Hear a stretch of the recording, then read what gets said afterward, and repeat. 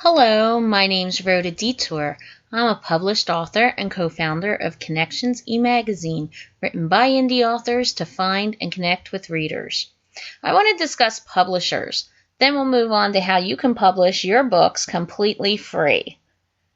A lot of people online keep writing about, asking questions about how much it costs to publish and the difference between self-publishing. They get these letters from people that claim to be traditional publishers and they're not. So let's talk about the difference between traditional publishers, vanity presses, and self-publishing.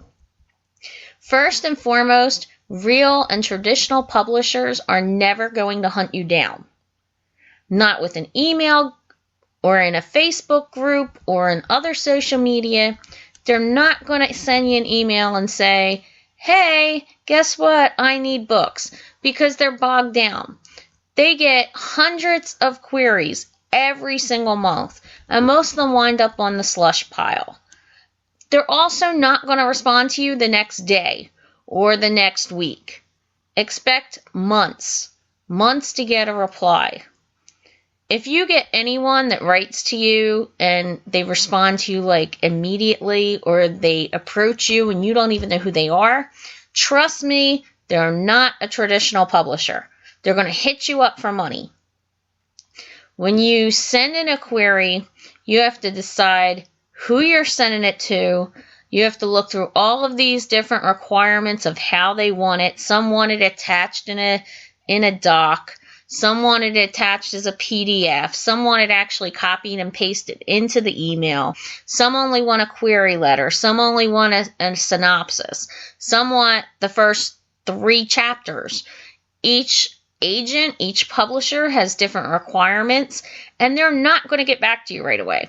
They're going to wait months and months to finally, if they respond to you, they're going to send you a rejection letter, or they might say, hey, our requirements was just a synopsis, and we like your synopsis, so send us the first 50 pages.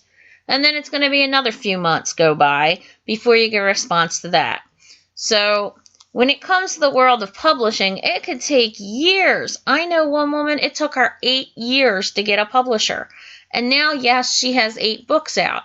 But even if the first person that you write to wants to pick up your book, it's going to take you a couple months to get a response, another couple months for them to get maybe the first 50 pages. By the time they get through that, it's going to be another couple months for them to get the whole manuscript. By the time they edit it, fix the cover, do another round of edits, do the proofreading, you're talking a year. A year to year and a half of waiting for your book to be formulated, constructed in the way it needs to be. And then a traditional publisher is going to set the price. They're going to have more say in the cover design. They're going to want you to make changes to a book that you might not want to make changes to. So, I'm going to tell you about an experience I had with a woman who claimed to be a publisher. She wrote to me online and she said, hey, I'm pretty impressed with your marketing platform.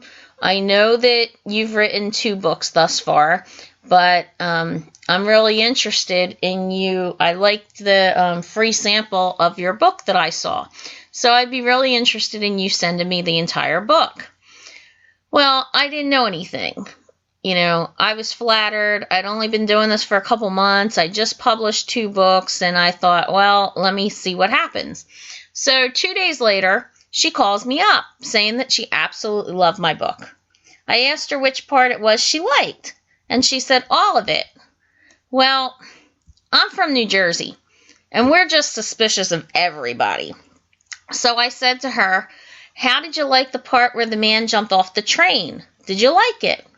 And of course she says, oh yes, I absolutely love that part. That was one of my favorite parts in the whole book.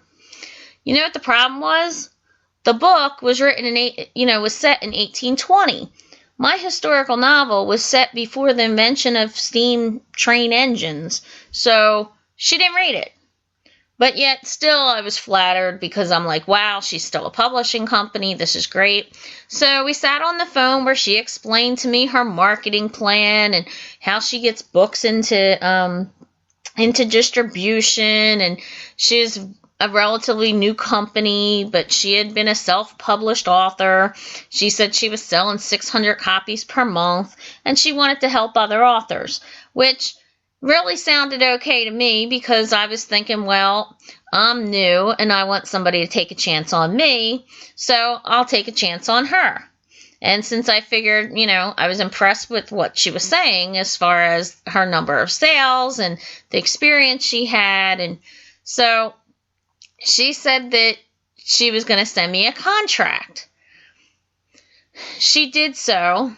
And in the contract, it asked for a $500 deposit, which would be held for 2 years, and up to 2 years. So once the book was sold 250 copies, the deposit would be returned to me. Now, I still really don't even understand that because, during that time, I was supposed to be getting royalties, so why would she not just deduct the royalties out of the 250? I don't know, but out of the 500.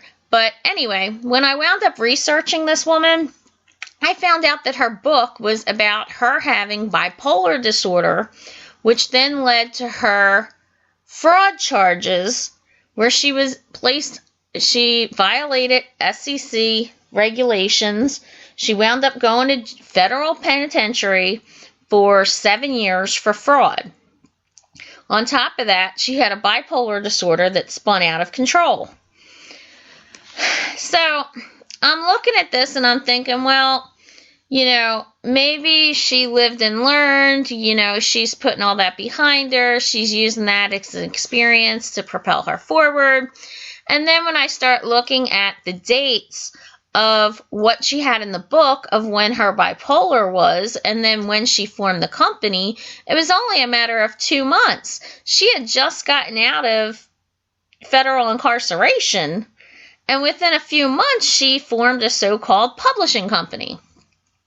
So I'm like, no, this lady wants my money, my book, and for 2 years? No way. She's crazy. So when I asked her authors for references, this is what really made me laugh. I had emailed the authors asking for references, and she emailed me back stating that she rescinded the offer because she didn't like that I went behind her back emailing her authors. Okay, that's fine. Take the contract back. That's fine. So, and the crazy thing is, all this happened within a 48-hour time period. From the time she wrote me saying she wanted a copy of my book to the time that I actually wound up talking to her, getting the contract, she supposedly read it, I researched her, I contacted the authors, it was 48 hours. It was just absolutely crazy. So again, I want to warn you, traditional publishers are not going to charge you. They're not going to charge you deposits or setup fees or reading fees or template fees or anything like that. They pay for all editing, all book cover designs, any production costs. Some might even offer you an advance. So instead of you paying them, they'll be paying you. Now, is it easy to get a traditional publisher?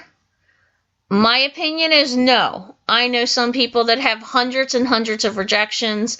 I know some people that will start crying and saying, I sent out letters to 10 publishers and I got rejected by all 10. Well, guess what? When you have 1,010, that's when you can cry. But 10 publishers is nothing. And this is one of the reasons why some people go and choose to self-publish. They don't want to wait that long to get their voices heard. So, over the course of my self-publishing career, I've heard other horror stories regarding other vanity presses and publishing services. Some will lock you into a 7-year contract in which they set the book price for you. They charge you for the editing, for the printing, for the covers, for the illustrations. They even charge you for the books that you want. I know one author who paid $4,000 to publish his book. And in the contract, there's a $300 per year marketing fee, which is supposed to be deducted from the royalties that he makes that year. The problem? The book is a 200-page paperback, and the company priced it at $22. $22 for a 200-page paperback from an unknown author. It's never going to sell. He's already had this contract for 5 years, and he's never sold not one copy. Not one copy. But every year, they deduct $300 from him, from his bank account. So, let me see I get this right. 7 years times 300 is $2,100, plus the $4,000 he had to pay up front. So you're talking $6,100 for 7 years with absolutely no sales to show for it. He basically just shrugged his shoulders and let that book go. There's nothing he could do. And to top it all off, the $300 per year marketing and advertising fee basically just covers an author profile page on their site, which doesn't cost them anything anyway. And he actually has to be the one to go in and change the profile, so they're not even wasting time having somebody do it for them. So they do very little. And this is all stuff you could do for yourself. It doesn't take much. If you know how to open a Facebook page or open an email account, you can self-publish. You really can. And you can do it for free without paying a dime. Now, people, there are things you should be paying for. You should be paying for editing.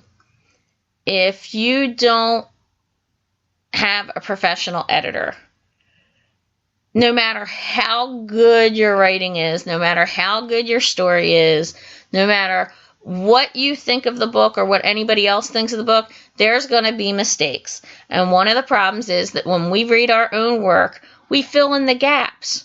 I do it myself. And, what happens is I know what this person's supposed to be thinking, saying, feeling. I know what word is supposed to be there. So, if you put in, him instead of her, or there instead of there, sometimes you just don't see it while you're rereading it. So, when it comes to self-publishing, those are you should pay for edits. But I will tell you, Create Space is owned by Amazon. When I input my page count to Create Space, their estimate, without even seeing my work, was like $4,000 for an editing job, which I don't need. I'm a better writer than that. And I don't even know how much they were charging. It was just astronomical. So that's way out of the loop. But there are responsible, reliable, accredited editors out there that you can find online. You can ask authors. When you read self-published works and you look at the editors that are listed, make sure that you wind up checking them out. Go and ask for references. One of the best that I've come across in my year and a half, her name is Kelly Hartigan. She's with Xterra Web Publishing Services, Editing Services, and I'm going to tell you right now, she's professional, she's knowledgeable, she has the credentials, she's easy to get into contact with. So when it comes to editors, that's what you want to look for. But anything else, you don't, to self-publish, you don't have to pay a dime. It does not cost you money to upload your ebooks to Amazon, Barnes & Noble, Apple, Google Books, Smashwords, Draft2Digital. There's other distributors. There's no upfront costs. Are they going to take a percentage of the books you sell? Absolutely, because they're in it for money too. But the thing is, even with Amazon Kindle, if you price your book starting at $2.99 to $9.99, you get back 70%. So for a $2.99 book, I'm going to get $2.09. And this was absolutely crazy to me. I just saw one of these services that looked like they might be interesting. When they broke down the figures, that same $2.99 book, the author would only get 70 cents. 70 cents. And that was after they put up setup fees. So, you don't have to pay setup fees. You don't have to pay upfront costs. Not for ebooks, not for paperbacks, not even for audiobooks.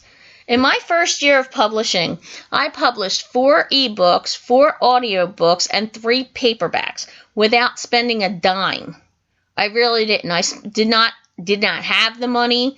I started the books thinking that maybe I could make a little bit of money to help me out. And so I did that. And then I used a free software. Well, I used the software program originally that CreateSpace is owned by Amazon. They do the paperbacks for you. It's a great company. I think it's great. But again, they're owned by Amazon. So if you sell that book on Barnes & Noble's site, you get less of a royalty than you would on Amazon because they want you to send your customers to an Amazon site, not one of their competitors, which makes sense. But after I published and I had a little bit of money and I said, well, let me see what I can spend on advertisement, I wound up spending like $300 on blog tours for a whole month. And I thought, wow, this is going to get me noticed. I'm going to wind up with readers. That didn't happen. What I did get, I got reviews. Some of them were good. A couple of them weren't so good. But that's the way it goes. I mean, reviews are people's opinions. So not everybody's going to like everything. I also wound up going to Vistaprint, and I got business cards, rack cards, banners so that I could take to book fairs. I got $300 worth of stuff for $150, including my shipping, because they had a 50% off coupon. And I still have those 2,000 business cards and rack cards, and I take them and I put them on car windshields, I put them inside of books at the stores, and that's a really cheap way to get myself out there. I put them in doctor's offices. If I'm standing in line at the bank, I'm handing out business cards. Oh, yes, I am, because now people think, oh, wow, I met her. She's kind of cool. And I offer them a free ebook. Guess what? I'll talk about this on another show, but people say, oh, you can't give your books away for free, you won't make any money. Yes, I can, because as long as you wind up writing more books, if they liked that freebie so much and they feel like they connected with you standing in line at the bank, they're going to go back and they're going to buy your other books just because they felt a connection and they got something for free. They're going to remember you. They liked your book anyway. There are affordable sites such as Fussy Librarian and e-reader News Today, like $10 to $25 for a one-day promo. Fussy Librarian, I did get my money back, which was good. E-reader News Today, it was $25 for me. I wound up getting 200 downloads, which were paid, but they were only 99 cents. I think that's the site that they require you to be on sale because that's how they advertise to their readers, is that they're getting a bargain. So I made back my money. I wound up going up the charts, get you noticed a little bit. I can pat myself on the back saying, hey, I was number 5 in the thrillers list that day.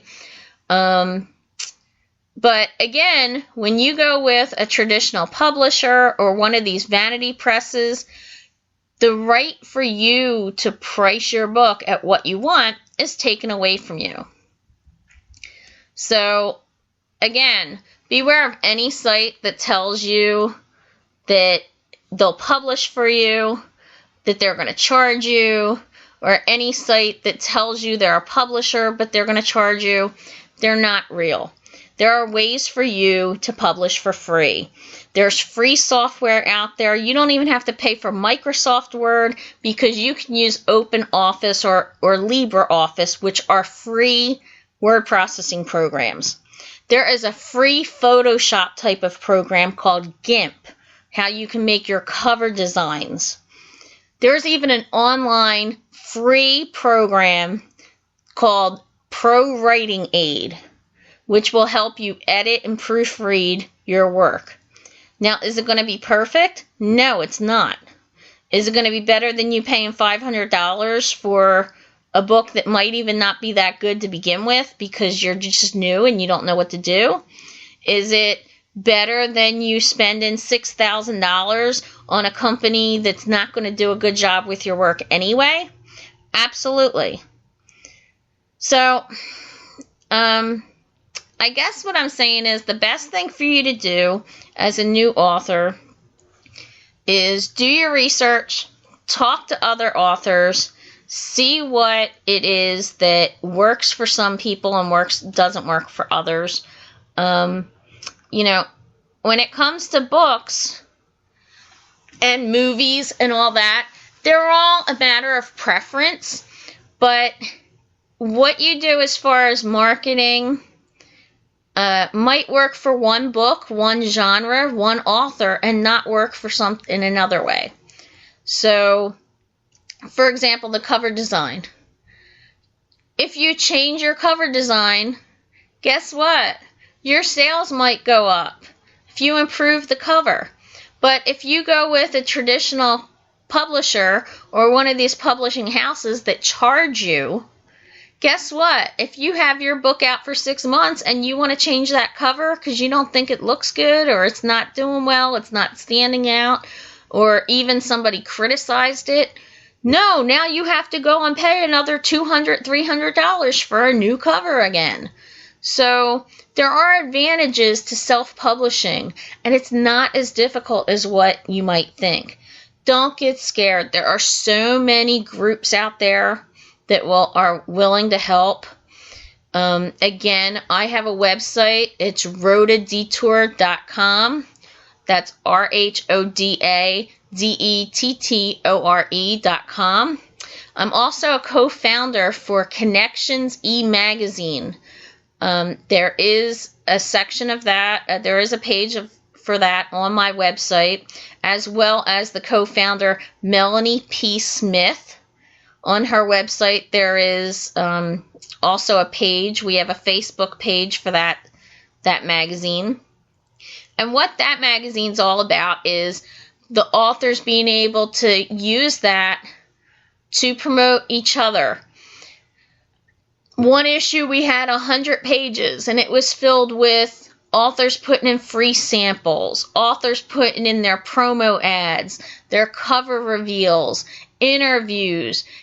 Even we had one author who wrote a book about depression. So she wrote a feature story about, how you deal with depression or certain times of years, triggers, that sort of thing.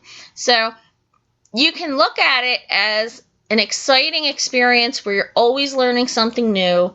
You're always connecting with new people that can help you to distribute your work. You learn from them, and all you have to do is hit the share button on Facebook. Hit that little bird button for Twitter. Blog about each other. Share each other's audiences. With the magazine, we're also going to be doing blog hops where we're taking all different blogs and allowing our readers to connect, where the readers can hop from blog to blog. And we're going to do free giveaways. And again, it doesn't cost you anything to give away a file for an ebook. But guess what? I've had I just had a reader this week that wrote to me and said, I got a copy of your book, Tower of Tears. I got it for free on Amazon. I thought it was incredible. It was such a beautiful, heartwarming story, and I want to know where book 2 is. She yelled at me because I didn't publish book 2 yet, but that's coming. And then she said to me, I think you're a really talented author, and I'm going to be reading everything you write from now on. And that just like floored me. Like, that's like one of the greatest emails that an author can get, especially when you're new. I mean, yeah, I've been doing this a year and a half, so I'm still new. And, you know, I have a new book coming out, and it was really easy for me to turn around and say, you know, that's awesome. You know, how about if, you know, every once in a while I'll give you a free short story or something like that. People love that. They love the connection. They love, you know, of being able to say, there's a reason why I want to read her. It's not just, oh, the book is good. Because even if there are typos in the book, a lot of readers will overlook that if, number one, they find you to be personable, and number two, if you have a really good story. If you have a story that's gripping, a page-turning story that they just can't get enough of. You know, I had one reader that literally stalked me on different social media, and she kept writing to me saying, where's your book 2 and your series? So, I guess what I'm trying to say is, you have to have fun with it. Don't be scared. We're all in the same boat. There are no stupid questions. There are absolutely no stupid questions. But just because you're new, do not allow yourself to get taken advantage of. Never say, oh, I can't do that. I don't have the ability to do that. Because honestly, maybe you can't do a book cover. But if you proofread for another author, then they might be able to make a book cover for you. You know, maybe you can't format, but somebody's going to tell you, like Draft to Digital, if you know how to upload a Word doc file, you can format in Draft to Digital. It will take the Word doc format. You don't have to do specific formatting for certain platforms. And, you know, when you know that, but like me, I can format for Smashwords. Smashwords scares some people. But if you send me readers, or you write me book reviews, or, you know, you proofread my work, then guess what? I will probably format your work, or I will help you with your book cover, or it's a sharing process. It's a helping process. It's a learning process for all of us. And I really suggest you learn one thing at a time. Get comfortable with the GIMP Photoshop type of program. Work it, play with it, see what happens. Get used to that. Do one thing at a time and find out what works for you. And then once you get to know what you're doing, then you can share the information with others.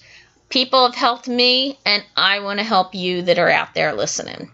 So I want to thank you very much. I want to invite you to my website. It's roadadetour.com. I do have a page on there called Awesome Authors. If you want to be added to that page, I need you to write to me at roadadetour@gmail.com. Send me your genre and your Amazon link, and I will put you on my page. I also do review submissions, and which I will post to my blog. I prefer not to have sci-fi or dystopia books, but I pretty much read mostly everything. I'm not a romance person. I'm not a YA person, but if something looks like it's of interest. So hit me up over there. Feel free to ask me any questions, and hopefully I'll get to do those how-to videos that I have listed on my website.